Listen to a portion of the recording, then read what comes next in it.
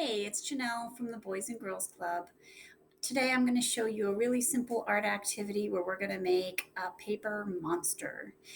You don't need too many things to do this activity at home. So what you first need is something to glue with,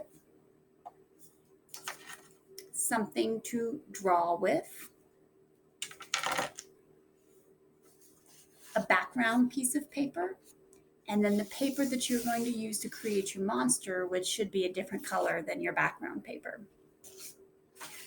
So the first thing you're going to do, which is kind of the fun part, is that you're just going to tear your paper up, the paper that you're going to use for your monster, and you're just going to tear it up and you're not going to think about it, okay?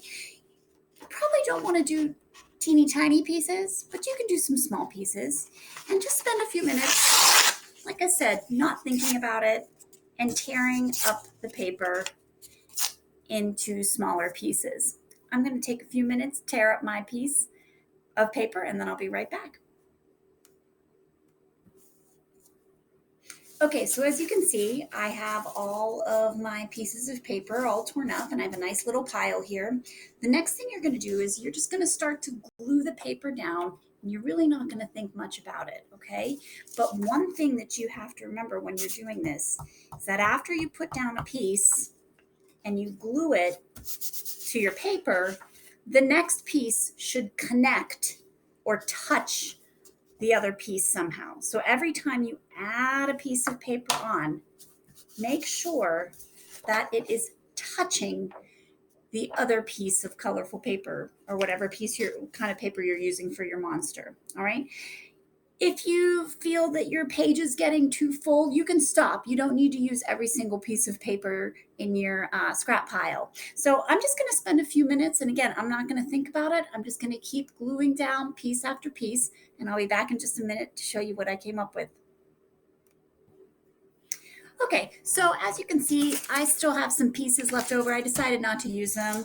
I started gluing and I stopped after this. All right, so the next thing that you're going to do is you're going to look at your creation and you're just going to kind of turn the paper and you're going to stare at it and you're going to keep turning the paper until maybe you see something, until maybe you see that, aha, this is the view that I want.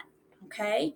And I think I kind of see, for me, maybe my monster has this, crazy long tail right here. I'm kind of seeing that this is his head, a smaller head. This is the body. This is when you're going to take your drawing materials and you're going to add something to it. So maybe I'm going to take a marker and I'm going to give my tail some spikes because what's a monster without something kind of sharp? And I'm going to give it a long spike at the top. Do you see my monster starting to take shape? I'm going to work on it for a few minutes and I'll be back to show you what I came up with. Okay, so I spent a few minutes just adding some extra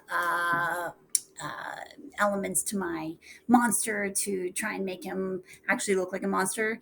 Mine kind of turned out a little bit funny, but that's okay. It doesn't always have to be scary.